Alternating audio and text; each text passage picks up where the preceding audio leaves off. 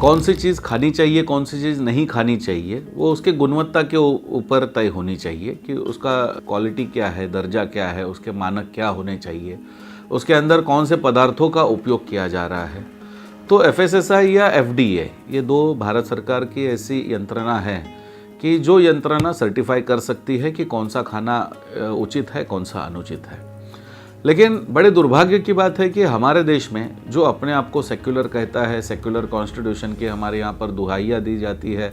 ऐसे परिस्थिति में एक धर्म के आधार पर अलग सर्टिफिकेशन चालू हुआ है और ये सर्टिफिकेशन है, ये हलाल सर्टिफिकेट है। हलाल जो मांस होता है तो उसके एक 3 नियम जो प्रमुखता से बताए जाते हैं। एक तो है कि जो कसाई है वो इस्लाम का पालन करने वाला होना चाहिए, एडल्ट होना चाहिए। दूसरा ये है कि वो जब छुरी चलाएगा तो उसमें बिस्मिल्लाह अल्लाहु अकबर ये बोलना चाहिए, ये नहीं बोलेगा तो वो हलाल नहीं हो पाएगा। और तीसरा ये है कि उस पशु की जो गर्दन है, सर है, वो मक्का की दिशा में होना चाहिए। बाकी जो उसके अंदर आता है कि उसने उसका एक ही घाव में फूड पाइप और विंड पाइप जो है जहाँ से सांस आती है उसको कट करके उसकी पूरा ब्लड जो है वो बहने के लिए देना चाहिए और फिर जो मांस होगा वो हलाल मांस हो जाएगा। भारत में ऐसे कुल मिलाकर के 2-4 ऑर्गेनाइजेशंस है कि जिनको ये सर्टिफिकेट देने की अथॉरिटी मिली है। इसके अंदर एक है जमीयत उलेमाए हिंद, दूसरी है जमीयत उलेमाए महाराष्ट्र, फिर हलाल इंडिया, हलाल सर्टिफिकेशन इंडिया। मतलब ये प्राइवेट इंस्टीट्यूशंस है, ये ट्रस्ट है और ये हलाल सर्टिफिकेट डिस्ट्रीब्यूट कर रही है। जबकि भारत सरकार की FSSAI और FDA जैसी बड़ी बड़ी ऑर्गेनाइजेशंस है यहाँ पर, तो उसके सिवाय प्राइवेट ऑर्गेनाइजेशन काम कर रही है और वो कह रही है कि कौन सा खाना हलाल है और कौन सा नहीं है। और यहाँ से मीट से लेकर के ये हलाल जो है वो सर्टिफिकेशन प्रारंभ हो गया। और आज यदि हम देखेंगे तो वास्तविकता में इसको एक इकोनॉमी के दृष्टिकोण से जो प्रेजेंट करने का प्रयास हुआ तो 2013 में मलेशिया में वर्ल्ड हलाल प्रोडक्ट मीट या फोरम इस नाम से एक मीटिंग हो गई और उस मीटिंग के अंदर उन्होंने ये कहा कि जो इस्लामिक कंट्रीज़ है, ऑर्गेनाइजेशन ऑफ इस्लामिक कंट्रीज़ है, 57 कंट्रीज़ है, तो उनको उन्होंने कहा कि अन्य देशों से आपके यहाँ पर जो भी प्रोडक्ट आता है तो आप उनको कहिए कि आपको हलाल सर्टिफिकेट लेना पड़ेगा। और ये हलाल सर्टिफिकेट जो लेना पड़ेगा वो हलाल सर्टिफिकेट मुस्लिम ऑर्गेनाइजेशंस देंगे और इससे उनकी इकोनॉमी बेहतर हो सकती है। अब जब ये कॉन्सेप्ट आ गई तो धीरे धीरे उन्होंने बहुत सारी चीज़ों में बदलाव किए। पहले मेकअप जो है या श्रृंगार करना जो है, संगीत जो है, ऐसे बहुत सारी चीज़ों के ऊपर पाबंदी थी। और इकोनॉमी डेवलप करने के दृष्टिकोण से यहाँ पर हम देखते हैं कि उन्होंने धीरे धीरे इसको व्यापक करना प्रारंभ कर दिया। आज हलाल सिर्फ मांस से संबंधित नहीं है, हलाल नमकीन मिल रहा है, हलाल 100% वेजिटेरियन फूड मिल रहे हैं। हल्दीराम का जो आपको भुजिया मिलता है वो भी आपको हलाल सर्टिफाइड मिल रहा है। यहाँ से लेकर के मतलब खाने पीने की चीज़ों से लेकर के कोल्ड ड्रिंक्स हलाल मिल रहे हैं। कोल्ड ड्रिंक्स के बाद आज बहुत सारी कॉस्मेटिक्स की चीज़ें हैं, काजल हलाल मिल रहा है, टूथपेस्ट हलाल मिल रही है, मेकअप का किट जो है, नेल पेंट हलाल मिल रही है। पहली बार ऐसे हुआ है कि केरल राज्य में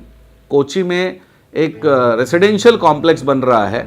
उन्होंने अपनी खुद की एडवर्टीजमेंट ही की है कि शरिया कंप्लाइंट इंडियाज फर्स्ट हलाल बेस्ड हाउसिंग कॉम्प्लेक्स।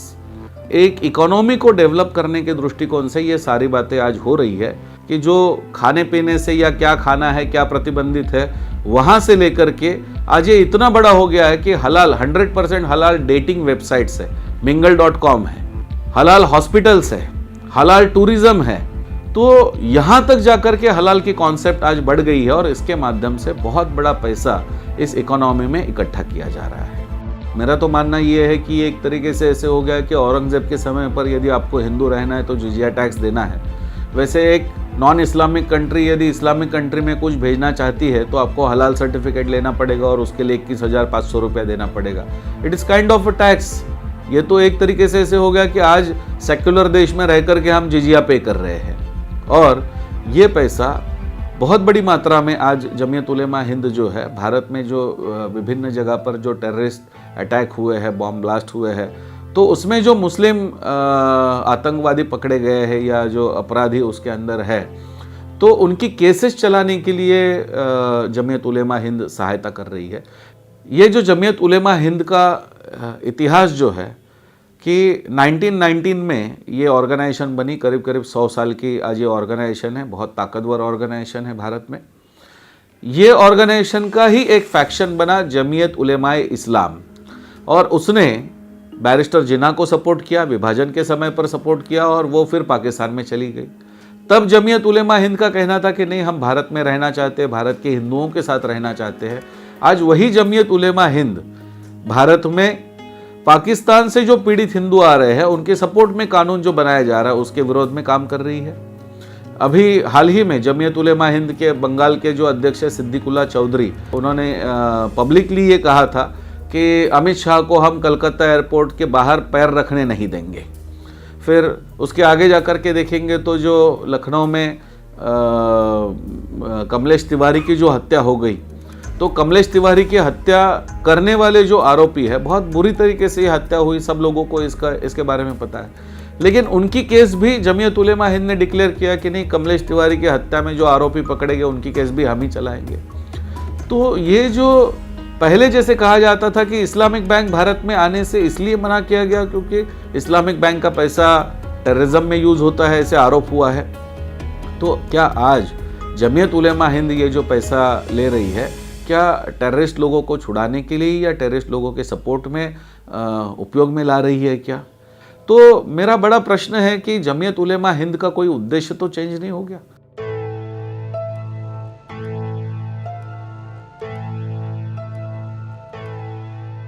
हलाल सर्टिफिकेशन लेने से या हलाल सर्टिफाइड भोजन से एक बहुत बड़ी बात हो रही है कि यहाँ पर बेरोजगारी जो है वो एक बड़ी मात्रा में बढ़ सकती है, या वहाँ पर से एक रिलीजियस डिक्टेटरशिप प्रारंभ हो सकती है। ये इसलिए हो सकती है क्योंकि जैसे मांस का व्यापार जो है वो, जैसे पहले हिंदू समाज में खटीक समाज था या अन्य भी कोई समाज थे, तो ये सारे जो है वो मांस के व्यापार में थे। लेकिन जब हलाल शब्द आता है तो हलाल का फर्स्ट क्राइटेरिया ही आता है कि जो व्यक्ति इसे बना रहा है या जो मीट जो है वो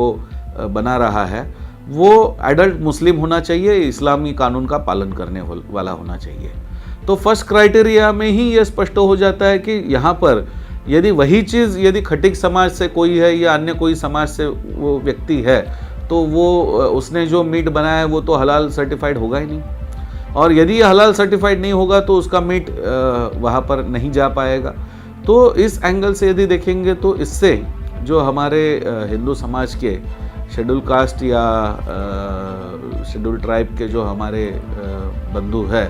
तो उनके ऊपर बेरोज़गारी आ रही है, वो बेरोज़गार हो रहे हैं क्योंकि उनका खाना जो है वो कोई नहीं ले रहा है। जैसे मैं आपको एक उदाहरण के लिए बता दूं तो मैकडोनल्ड्स इंडिया या आप KFC ले लीजिए, ये इनके इंडियन जो आउटलेट्स है, तो उन्होंने बहुत स्पष्टता से कहा है कि हमारा जो पूरा खाना जो है वो हलाल सर्टिफाइड ही है भारत में।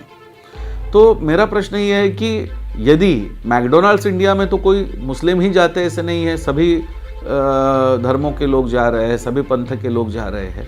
तो वहाँ पर यदि मुझे सिर्फ हलाल खाना ही मिलेगा तो वो हलाल सर्टिफिकेशन वाला लेंगे, और हलाल सर्टिफिकेशन वाला लेंगे तो उसका मतलब तो बहुत स्पष्ट हो गया कि वो कोई हिंदू के हाथ से जो मीट है वो तो लेंगे नहीं वहाँ पर। तो यदि वहाँ से ये नहीं लेंगे तो इससे तो ये हो गया कि उसका तो मांस बिकेगा नहीं। तो एक तरीके से धीरे धीरे हम देख रहे हैं कि ये इकोनॉमी केवल बढ़ रही है, ऐसे नहीं है। तो इस इकोनॉमी के आधार पर एक बहुत बड़ा प्रयास ये है कि इसके माध्यम से हिंदू समाज या हिंदू समाज के अंदर जो पिछड़ा वर्ग है तो उसको अलग करने का या उसको रोजगारी से तोड़ने का भी षड्यंत्र यहाँ पर दिखाई देता है। बहुत सारे ऐसे जो मल्टीनेशनल कंपनीज है जो फूड से रिलेटेड है, तो ये सारी जो कंपनीज है इनको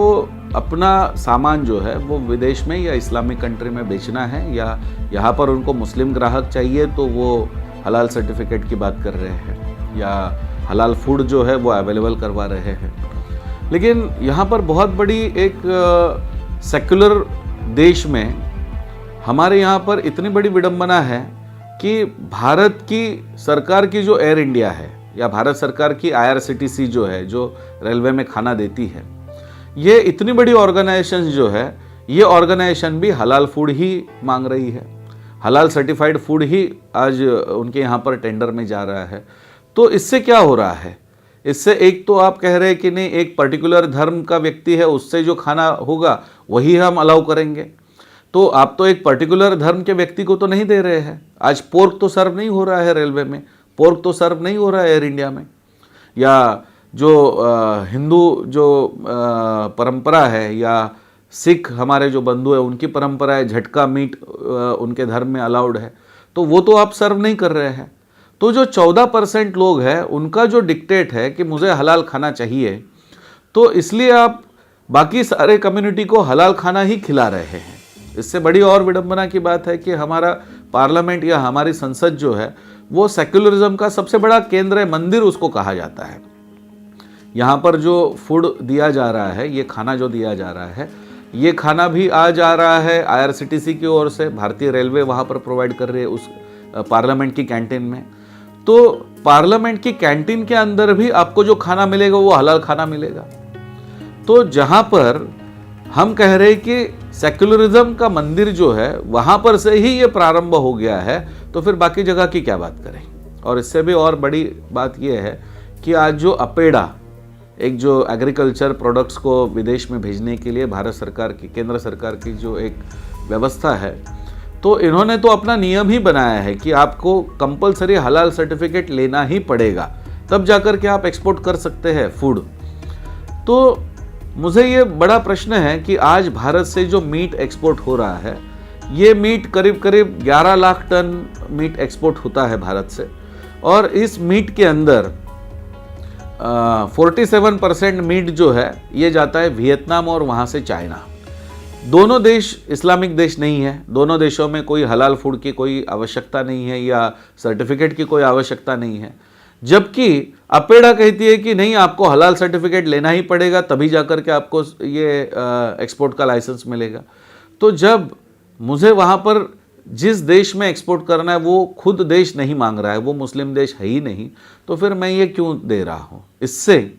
23,000 करोड़ का बिजनेस आज हम हलाल सर्टिफिकेट के हवाले कर रहे हैं। तो मेरी ये मानना है कि ये पिछले सरकारों के दरमियान ये जो षड्यंत्र के रूप में चालू हुआ है, आज सरकार बहुत अच्छे निर्णय कर रही है, 370 से लेकर के, राम मंदिर से लेकर के, तो सरकार का ध्यान इसके ऊपर भी जाना चाहिए। और ये जो पिछले सरकारों ने कुछ तंत्र बना करके रखे हैं कि वहाँ से हलाल ही प्रमोट हो, वहाँ से इस्लाम और शरिया को ही प्रमोट किया जाए, तो इसे बंद कर देना चाहिए। और भारत यदि वास्तविकता में सेक्युलर है तो पूरा सेक्युलर आप उसमें कर दीजिए। आप क्यों कोई माइनॉरिटी की डिक्टेटरशिप आप चला रहे हैं और उन्हें जो है वही सबको खाना पड़ेगा। कम से कम प्राइवेट ऑर्गेनाइजेशंस की बात हम छोड़े तो गवर्नमेंट ऑर्गेनाइजेशंस ने तो इसके ऊपर ध्यान देना चाहिए, और इसके लिए हम सरकार से मिलेंगे, सरकार को इसके बारे में अवगत भी करवाने वाले हैं। आज ये जो हलाल सर्टिफिकेट जो भी लिया जा रहा है, इससे जो इकोनॉमी बन रही है, तो विश्व की सबसे कम समय में सबसे अधिक गति से बढ़ने वाली इकोनॉमी इस रूप से इसको जाना जा रहा है। आज हलाल इकोनॉमी का प्रमोशन इस लेवल पर चल रहा है कि विश्व का दूसरे नंबर का पॉपुलेशन या आबादी जो है वो मुस्लिम पॉपुलेशन है। तो हमें जो चीज़ चाहिए वो शरिया और हमारे इस्लामिक कानून के अनुसार हो, और इस लेवल पर इस इकोनॉमी को बढ़ाने का प्रयास चल रहा है। पिछले कुछ ही वर्षों में ये इकोनॉमी आज $2.1 ट्रिलियन यहाँ तक पहुंच चुकी है। भारत की आज़ादी के बाद 70 साल के उपरांत आज हम देख रहे हैं कि हमारी इकोनॉमी कहां पर 2.7 ट्रिलियन तक पहुंची है। तो हम ये देख रहे हैं कि इतने कम समय में इतना बड़ा उन्होंने जो कदम रखा है, इतनी बड़ी इकोनॉमी जो उन्होंने पैरेलल इकोनॉमी तैयार की है, तो इस लेवल पर ये व्यापार के दृष्टिकोण से ऐसे लगता है कि एक बहुत बड़ा षड्यंत्र है। और इसी के लिए हमारा ये सरकार से कहना है कि एक प्राइवेट ऑर्गेनाइजेशन जमीयत उलेमा हिंद है, जमीयत उलेमा महाराष्ट्र है या हलाल सर्टिफिकेशन बोर्ड है, ये प्राइवेट मुस्लिम ऑर्गेनाइजेशन किसी भारत की कंपनी को जो सारे सरकारी नियमों को लेकर के चल रही है उसे सर्टिफाई क्यों कर रही है। और इसके लिए यदि वास्तविकता में मुझे food safety and standards authority से मुझे सर्टिफिकेट लेना पड़ रहा है या FDA food and drugs authority से सर्टिफिकेट लेना पड़ रहा है, तो क्या इसके अंदर मेरे फूड के अंदर जो कंटेंट है क्या वो स्पेसिफाई नहीं करने पड़ते, हर जगह पर करने पड़ रहे हैं। तो जब मुझे FSSAI से सर्टिफिकेट है, मुझे FDA से सर्टिफिकेट है, मेरे फूड के अंदर, मेरे मेडिसिन के अंदर क्या कंटेंट है वो वहाँ पर लिखा हुआ है, तो अलग से मुस्लिम ऑर्गेनाइजेशन मुझे प्राइवेटली सर्टिफिकेट क्यों दे रहा है, और दे रहा है तो मुझसे 21,500 रुपया GST के अलावा क्यों ले रहा है। और इससे वो अपने धर्म का जो प्रचार है या धर्म की बातें वो बढ़ाने के लिए उपयोग में ला रहा है। तो हमारा भारत सरकार से मिलकर के भारत सरकार को हम इसके बारे में अवगत भी कराने वाले हैं कि यदि भारत से किसी को बाहर एक्सपोर्ट करना है और वहाँ पर हलाल सर्टिफिकेट ज़रूरी है तो ठीक है, लेकिन ये सर्टिफिकेट जमीयत उलेमा हिंद से मुझे ना लेना पड़े, या मुझे हलाल इंडिया से ना लेना पड़े, ये सर्टिफिकेट मुझे जो है भारत सरकार से मिले।